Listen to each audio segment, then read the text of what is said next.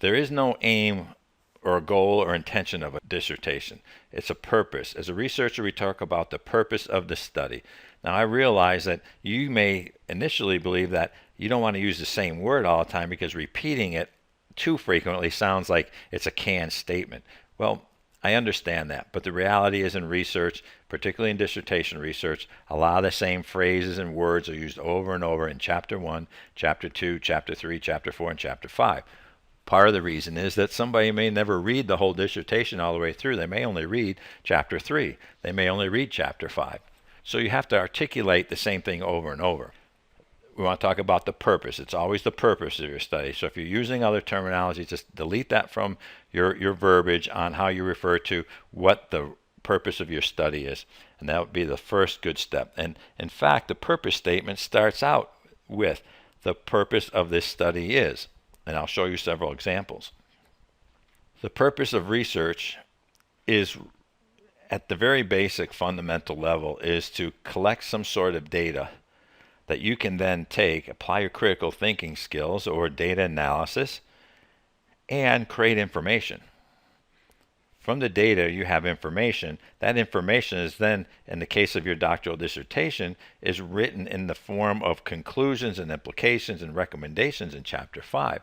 But in the real world, that data that's used to produce information is given to people to be able to make better decisions.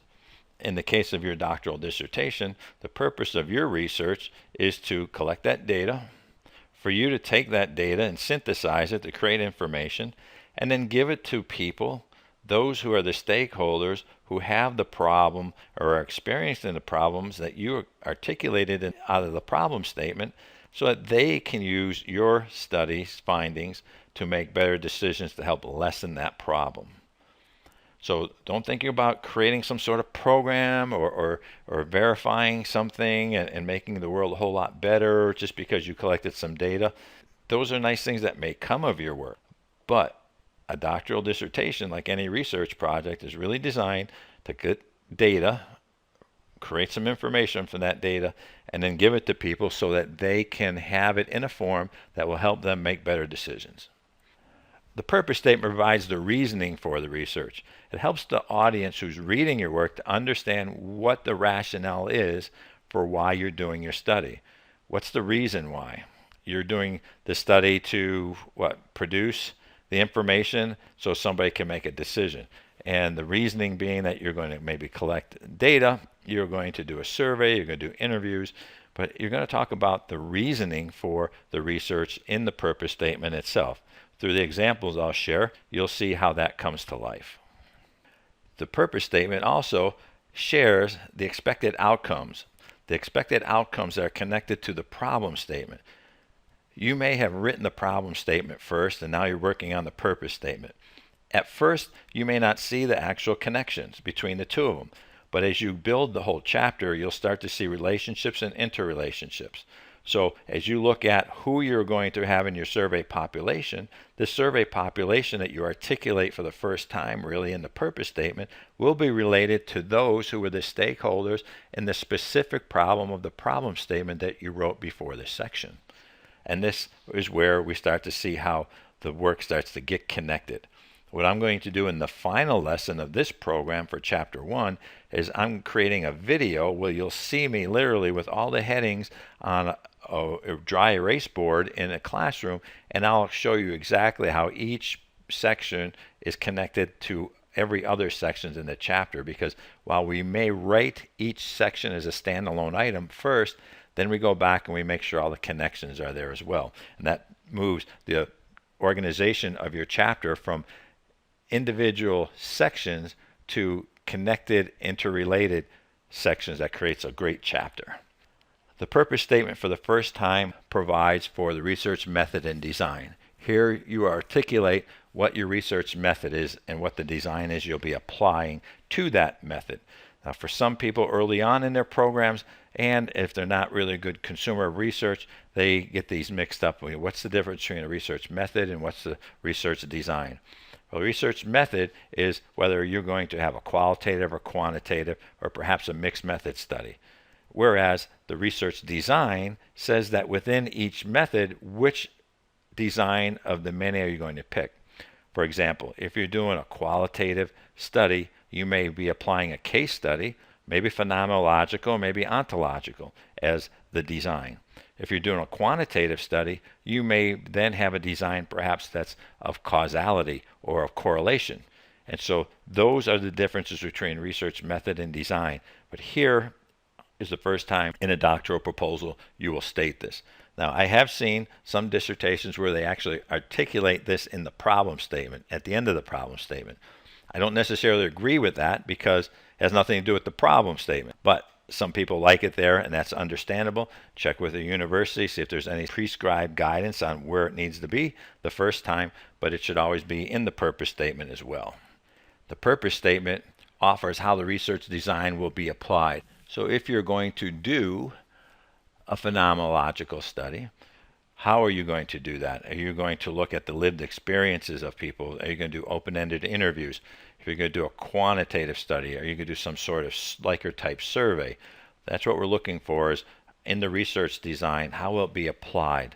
How will the survey population be influenced, or who will that survey population actually be? We'll talk about who that survey population is and where they're going to be found. You may be doing a study on a technology-based company in Arizona. That company may be best described as a technology computer-based organization in the southwestern United States. Here we're going to talk about sharing the information about who that survey population is by perhaps the industry, and then where that industry is found, in this case the southwestern United States. You may have a survey population that you're using through social media, for example, through Facebook or through LinkedIn. Well, then you would say that your survey population could be senior executives in the electronic field found through social media channels such as LinkedIn or social media sites other than that one. So here, again, in the purpose statement, we're looking at the research method and design, how and who's going to be influenced by it, where they're at. It also offers specifics about the intended survey population. That means that if you're going to do a Likert type survey, you may want to say here that you are going to be doing surveys of 500 people, or your fair share sample is 120 people based on the calculation for that fair share sample. Here you might say if it's a qualitative piece of research, you may want to say that you're going to interview 10 people or until theoretical saturation is achieved. Here you're offering the specifics about the survey population, how many, how you're going to do the actual research itself. In the case I mentioned with the qualitative, let's say it's phenomenological, and I mentioned you're going to do 20 interviews or until theoretical saturation is achieved. Theoretical saturation tells us when no new data is found that we stop. So that number may actually be less than 20. It may actually be more than 20 as well. But what we're telling the reader is that we're going to stop when there's no new data or no new information created. Now, if you're a consumer of research, then you probably understand what theoretical or data saturation is. If you plan on doing a phenomenological study and you don't, well, there's an opportunity for you to learn and read a little bit more. In the proposal, when you're writing your work, particularly in this section, as well as other sections, it's going to be in the future tense because the study is not done. You're proposing a study, and so therefore you're proposing something to be done in the future. Whereas once you've completed your study and you're writing your dissertation, you would then shift this to be in the past tense because then your study is over with. So the purpose of this proposed study is to do something in the proposal, whereas in the dissertation it would be the purpose of this dissertation was to, because it's over, it's past tense. Now this is something that you'll learn more so along the way as you move from proposal to dissertation. But if you're going online and looking at dissertations in ProQuest that are already finished and published, they're all going to be in the past tense. So you're trying to write something in the proposal in the future tense, so just be aware that there's going to be those differences, and the purpose statement should be reflected accordingly for the purpose, whether that's the proposal or the dissertation. Ideally, I don't see any reason why you need more than 1¼ pages for the purpose statement. 1, 2, 3 paragraphs, maybe 4 at the most. But ideally, you want to keep it to the point, specific and purposeful, and what the intentions are. What is the purpose of your research? I've had students do it in 1 paragraph. I have others do it in 2. I have others that have done in 4 paragraphs. So it's not that there's a set requirement. You need what you need, but the most important thing is to make sure you have all the items in there and keep it very specific and succinct so that the reader can move through your work. Some people will put figures in this section, the heading of the purpose statement. One of the examples I'll share with you in a few moments will show you that. There's nothing wrong with putting figures in your work because, much like a table, a figure is the opportunity to express your knowledge, your information in yet another vehicle, such as the figure or table. And as they say, a picture's worth 1,000 words. A lot of times, a reader of your work can read what's going on in a figure or a table and not have to read all the content. Or it adds value to the content. So nothing wrong with putting figures in this section. Many of my mentees do, particularly in quantitative studies. So the purpose statement helps keep alignment of the research method and design intentions. And as you do this, what I mean in particular is how you write it. So if you're doing a phenomenological study, you want to write your purpose statement in the correct way because in research terminology, the context of research, we use words to reflect their method and design. And so therefore, if you happen to be doing a qualitative phenomenological study, you don't want to write in your purpose statement that the purpose of your study is to explore something, because what you're really looking for are the lived experiences. You want to identify what the lived experiences are of the people who have been involved in that phenomena. Same as if you're doing quantitative work. If you're going to do a correlation, you don't want to talk about the cause and effect.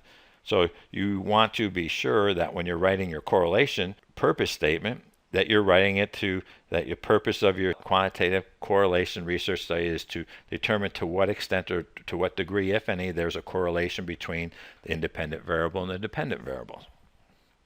The use of appropriate aligned authors.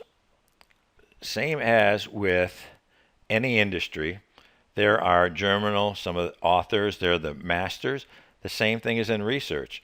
Not every researcher is an expert, a national expert, or even proficient at every research method and design. So therefore, you want to use the ones that are. A lot of people fall back on using books like Creswell for everything to cite, no matter whether it's quantitative or qualitative. And you may not know initially what authors are best at each research method and design. So one of the things we can say here early is for me to share with you is that be careful when you're using textbooks. Textbooks are written for school teachings. They're not necessarily meant for providing works from masters for your work. So if you decide to, because in your coursework you had Creswell and you start using it for qualitative work, you're probably going to get a lot of comments from your committee members saying you're using the wrong authors. Because Creswell, while an expert at writing textbooks and producing books that people can learn from, he's not really the noted expert in qualitative work as he is in quantitative work. Question you may have is, well, how do you know? How could you know which are the best authors? Well, that's why in your research courses, the best authors were assigned to you as books to read. Some of them may be anthologies, but if you took a qualitative course, chances are the textbooks you had in there were not the same books that you would have had in your quantitative. Plus, you can always go to a librarian, which a lot of people will do, go into a library and ask the librarian, I need to look for books that are qualitative in design, and if you know you're doing phenomenological or case study, get specific and find the authors that are experts in that field. Those are the people you want to read and learn from, and make sure that you're aligning your references accordingly, and this is the first place in the problem statement where you're going to need to do that. On that note, the next point here is about which books are good to use and which are not. This is somewhat subjective. And what I suggest is that you first understand what are valid books you can use and what are the difference between a popular book, a textbook, and how-to books. I already talked a little bit about textbooks. Textbooks sometimes are nothing more than anthologies. And for example, I'll share with what many of you may be familiar with a gentleman who created a book called Leadership Handbook, and it's created by Bass. And within there, it's such a big book, he distills down a lot of different leadership theories into one book. Same thing with Wren. He creates a lot of short stories, if you will, about many different management gurus and leaders of creating theories. Now, the reason in schools and universities they'll adopt those books in your class is because Some students can't afford $350 to buy every book by every master that Wren or Bass wrote about. So you read the anthology to get the general gist of all of them.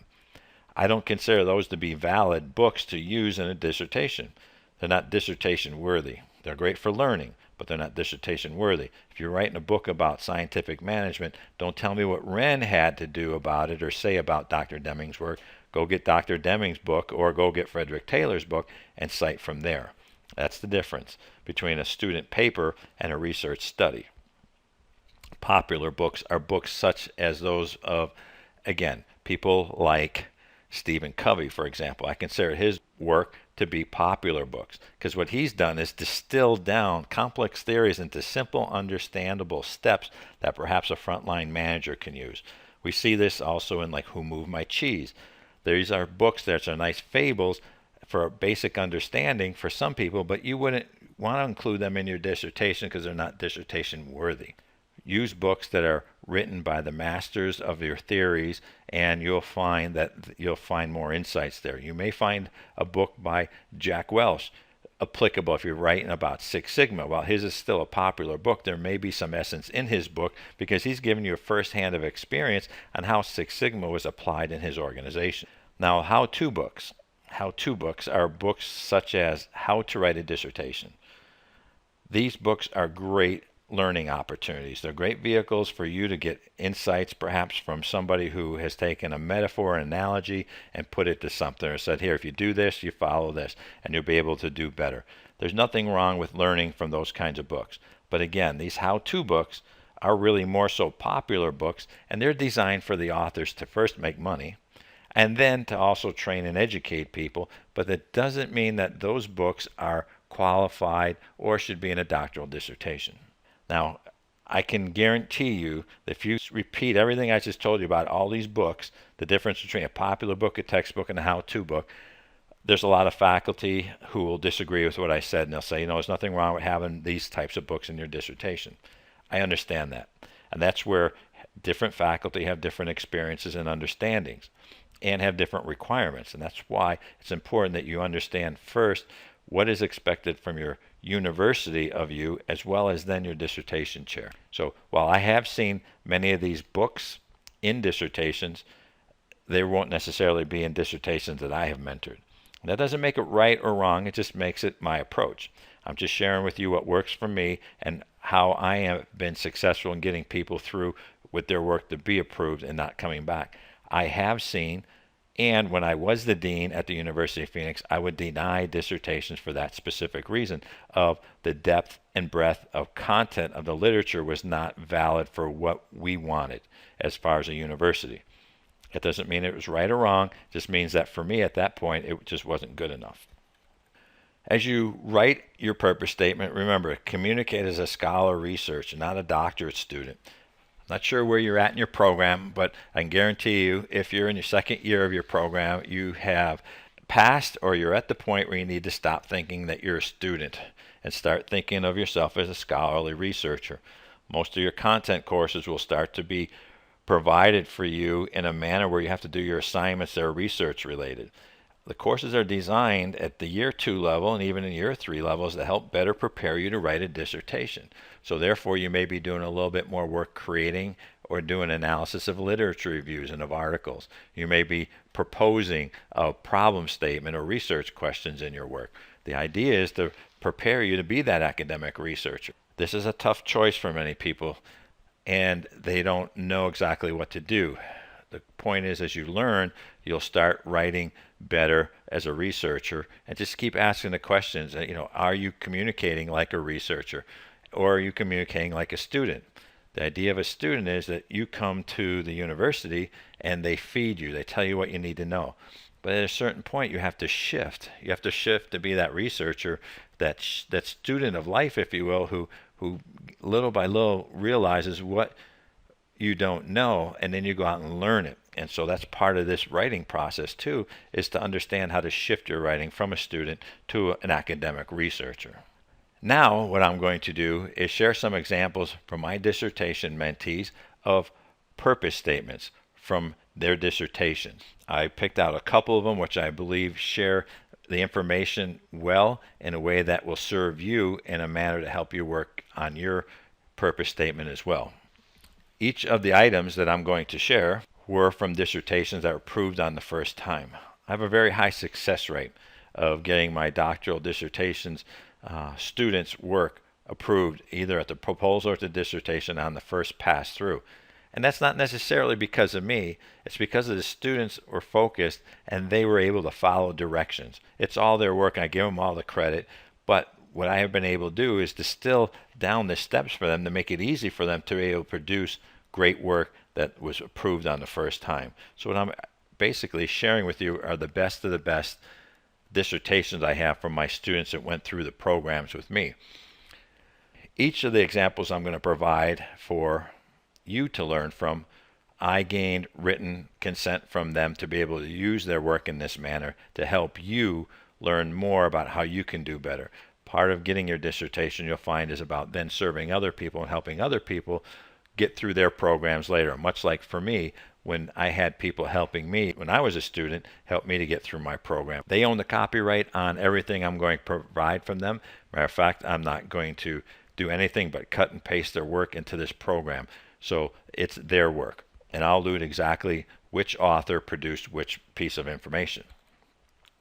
The first piece is from Dr. Dustin Pollock.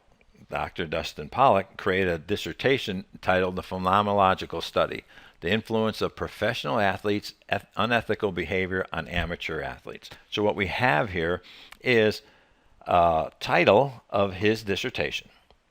The title should be no more than 15 words. You may not know that, but now you do. The reason for no more than 15 words is because in ProQuest, if you're going to publish it, they have a limit of 15 words that can make it into the title. So if you have more than 15 words, the title will not be complete in ProQuest when your work is published.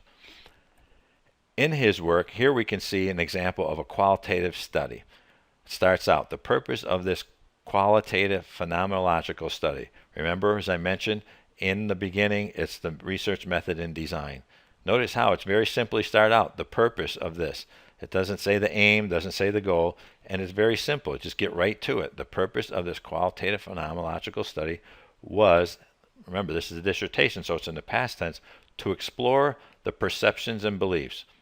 Now, perceptions and beliefs go along with phenomenological study because as we start to look at lived experiences, we're looking at their assumptions perhaps, their beliefs, their perceptions, their values. And so this aligns well with the work from that person's research method and design to what's being communicated here in the purpose statement of college athletes in the southeastern United States. So here we see the unit of analysis, which is college athletes, and where? In the southeastern United States. What they're looking for are getting those beliefs about the unethical actions and behaviors of professional athletes. Here he talks about the central phenomena of this study indicates how the lived experiences.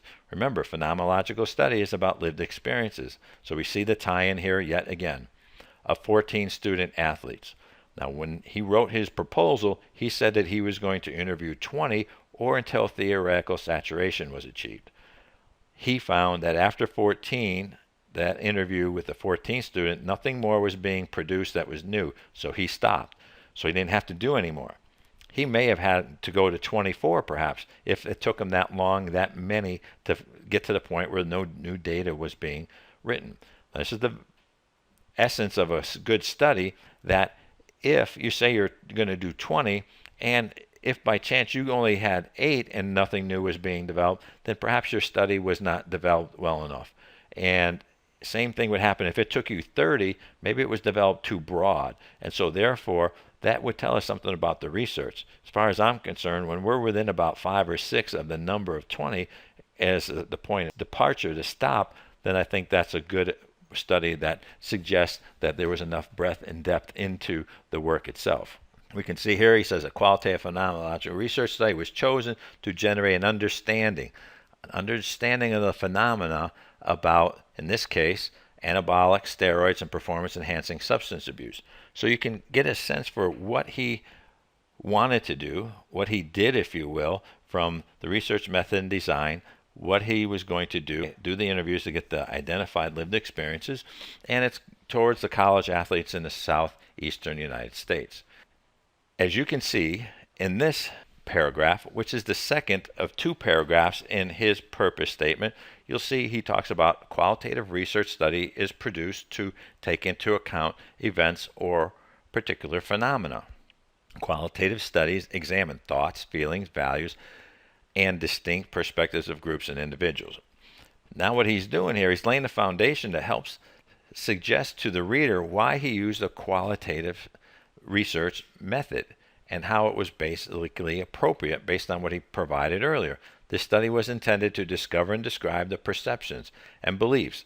Again, perceptions and beliefs, that's part of phenomenological research method designs, if you will, of American amateur athletes. And so what he's doing here is help ground what he provided in the first paragraph to help you better understand why qualitative phenomenological study was chosen, why it was appropriate, and you can see through the alignment how he uses words that bring out the research design throughout the two paragraphs. This is what I believe to be a great example of a simple, flowing, two-paragraph purpose statement. I want to share an example with you now from Dr. 𝐥𝐢𝐤𝐞, whose title is aligned a little bit differently. You can see his title is Influence of Religion and Religiosity on Leadership Practices in the Workplace, a Quantitative Correlation Study.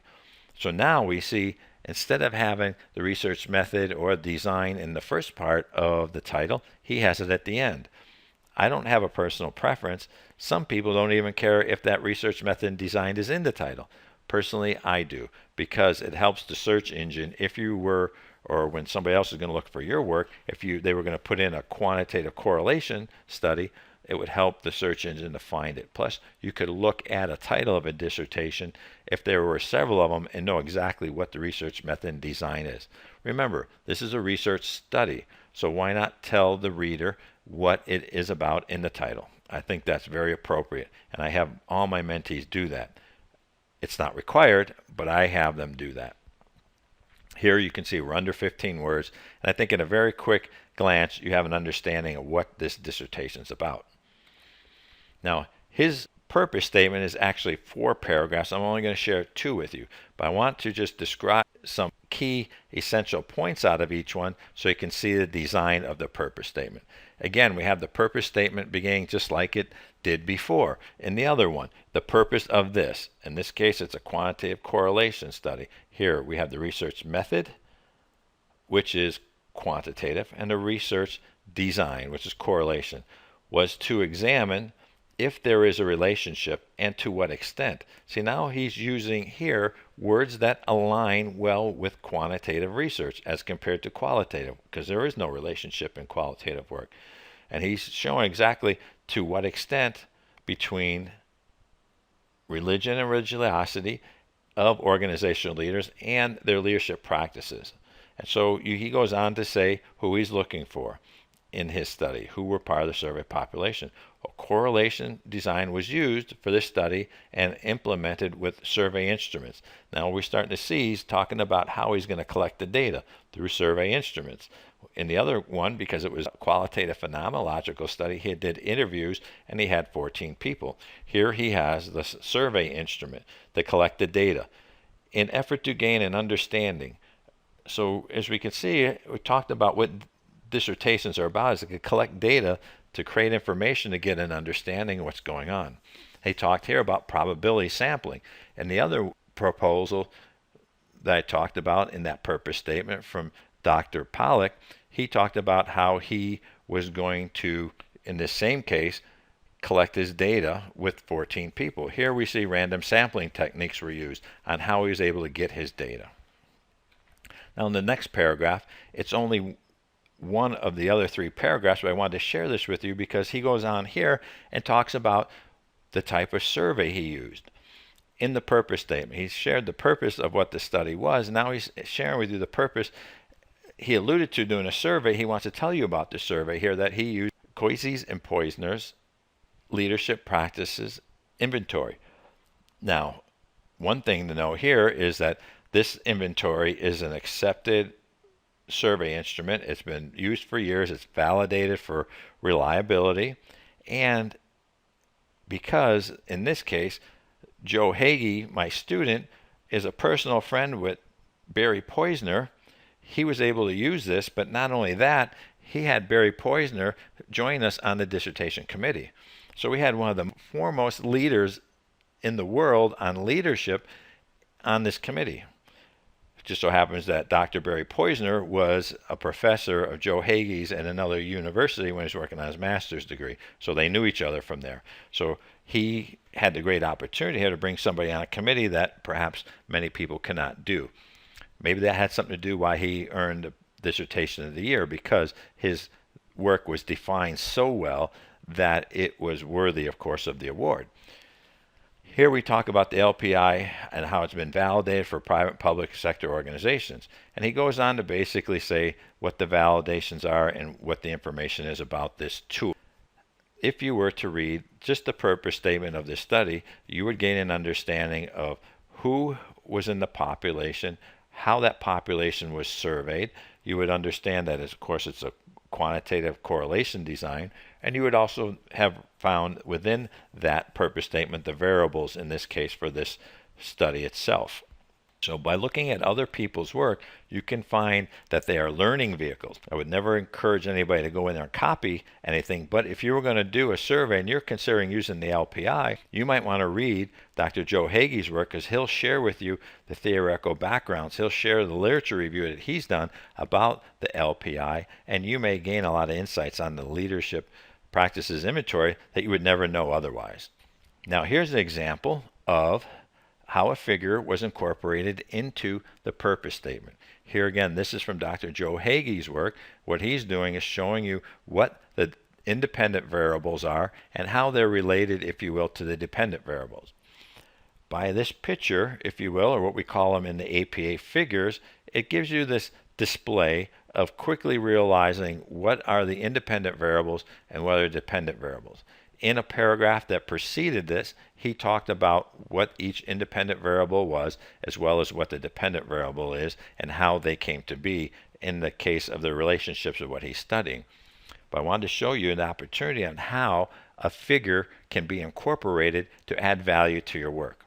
I believe figures in this case, and this one in particular, does add value, because as I read the content, I could also now get a visual. And you have to remember, some people are more visual in the sense of what they're going to gain than wanting to read through every paragraph of your work once your 200-page dissertation is published. Email me at drrichtschuttler.com. There's a location there to contact me. I'm happy to answer questions. And if you want to send me a copy of your purpose statement, I'm happy to read it and give you some feedback. Best of continued success.